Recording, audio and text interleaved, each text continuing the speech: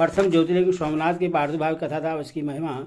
तदनंतर कपिला नगरी के कालेश्वर, रामेश्वर आदि की महिमा बताते हुए सूत जी ने समुद्र के तट पर स्थित गोकर्ण क्षेत्र के शिवलिंग की महिमा का वर्णन किया। फिर महाबल नामक शिवलिंग का अद्भुत महत्व सुनाकर अन्य बहुत से शिवलिंगों की विचित्र महात्म्य कथा का वर्णन करने के पश्चात ऋषियों के पूछने पर वो ज्योतिर्लिंगों का वर्णन करने लगे। सूर्य जी बोले, ब्राह्मणों, मैंने सदगुरु से जो कुछ सुना है वह ज्योतिर्लिंगों का महात्म्य तथा उनके पार्गट का प्रसंग अपनी बुद्धि के अनुसार संक्षेप में ही सुनाऊंगा। तुम सब अब लोग सुनो। मुने, ज्योतिर्लिंग में सबसे पहले सोमनाथ का नाम आता है, अथवा पहले उन्हीं के महात्म्य को सावधान होकर सुनो। मुनीश्वर, महामना प्रजापति दक्ष ने अपनी अश्वनी आदि 27 कन्याओं का विवाह चंद्रमा के साथ किया था। चंद्रमा को स्वामी के रूप में पाकर वे दक्ष कन्या विशेष शोभा पाने लगी और चंद्रमा भी उन्हें पत्नी के रूप में पाकर निरंतर सुशोभित होने लगे।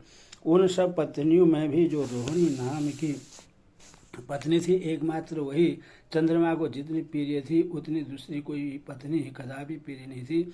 इससे दूसरी स्त्रियों को बड़ा दुख हुआ।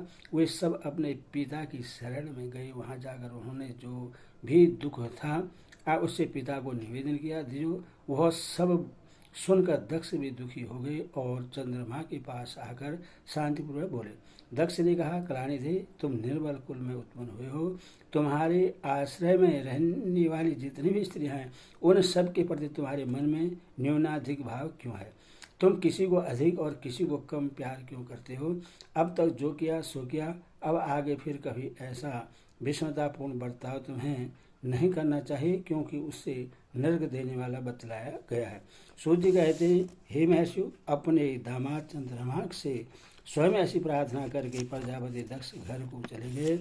उन्हें पूर्ण निश्चय हो गया था कि अब फिर आगे ऐसा नहीं होगा, पर चंद्रमा ने प्रबल भाव से विवश होकर उनकी बात नहीं मानी। वे रोहिणी में इतने आसक्त हो गए थे कि दूसरे किसी पत्नी का कभी आदर नहीं करते थे। इस बात को सुनकर दक्ष दुखी हो फिर स्वयं आकर चंद्रमा को उत्तम नीति से समझाने और न्यायोचित बर्ताव के लिए प्रार्थना करने लगे। दक्ष बोले, चंद्रमा सुनो, मैं पहले अनेक बार तुमसे प्रार्थना कर चुका हूँ, फिर भी तुमने मेरी बात नहीं मानी। इसीलिए आज शाम देता हूँ कि तुम्हें क्षय का रोग हो जाए। सूर्य जी कहते हैं, दक्ष के इतना कहते ही क्षण भर में चंद्रमा क्षय रोग से ग्रस्त हो गए। उनके क्षीण होते ही उस समय सब और महान हाहाकार मच गया। सब देवता और ऋषि कहने लगे कि हाय हाय, अब क्या करना चाहिए? चंद्रमा कैसे ठीक होंगे? मुनि, इस प्रकार दुख में पड़कर वे सब लोग विहल हो गए। चंद्रमा ने इंद्र आदि सब देवताओं तथा ऋषियों को अपनी अवस्था सूचित की। तब इंद्र आदि देवता तथा वशिष्ठ आदि ऋषि ब्रह्मा जी की शरण में गए। उनकी बात सुनकर ब्रह्मा जी ने कहा, देवताओं, जो हुआ सो हुआ, अब वह निश्चय ही पलट नहीं सकता, अतः उसके निवारण के लिए मैं तुम्हें एक उपाय बताता हूँ। आदर सुनो।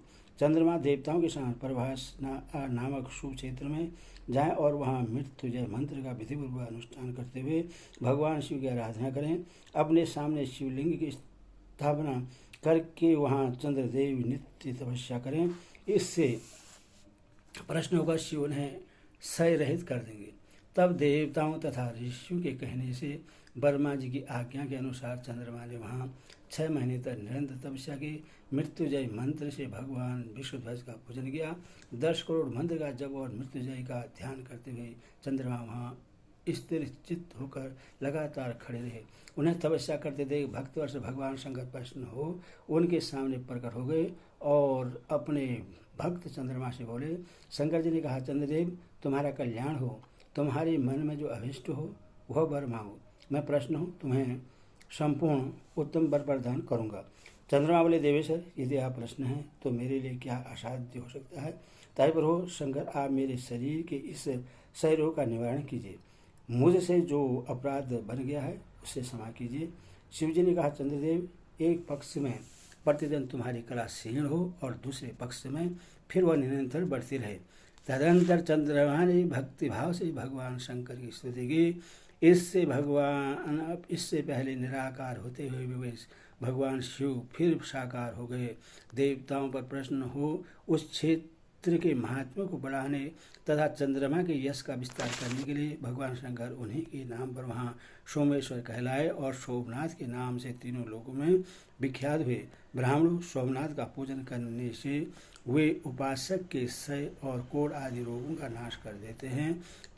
ये चंद्रमा धन्य ही कृतकृति हैं जिनके नाम से तीनों लोक के स्वामी साक्षात भगवान शंकर भूतल को पवित्र करते हुए प्रभास क्षेत्र में विद्यमान हैं। वही संपूर्ण देवताओं ने सोमकुंड की भी स्थापना की है, जिसमें शिव और ब्रह्मा का सदा निवास माना जाता है। चंद्रकुंड इस भूतल पर पापनाशन तीर्थ के रूप में प्रसिद्ध है। जो मनुष्य उसमें स्नान करता है वह सब पापों से मुक्त हो जाता है। क्षय आदि जो असाध्य रोग होते हैं वे सब उस कुंड में 6 मास तक स्नान करने के मात्र से नष्ट हो जाते हैं। मनुष्य जिस फल के उद्देश्य से इस उत्तम तीर्थ का सेवन करता है उस फल को सर्वदा प्राप्त कर लेता है, इसमें शेष नहीं है। चंद्रमा निरोग होकर अपना पुराना कार्य संभालने लगे। इस प्रकार मैंने सोमनाथ की उत्पत्ति का सारा प्रसंग सुना दिया। मुनीश्वरों, इस तरह सोमेश्वर लिंग का प्रादुर्भाव हुआ। जो मनुष्य सोमनाथ के प्रादुर्भाव की इस कथा को सुनता अथवा दूसरों को सुनाता है वह संपूर्ण अभीष्ट को पाता है और सब पापों से मुक्त हो जाता है। ओम नमः शिवाय।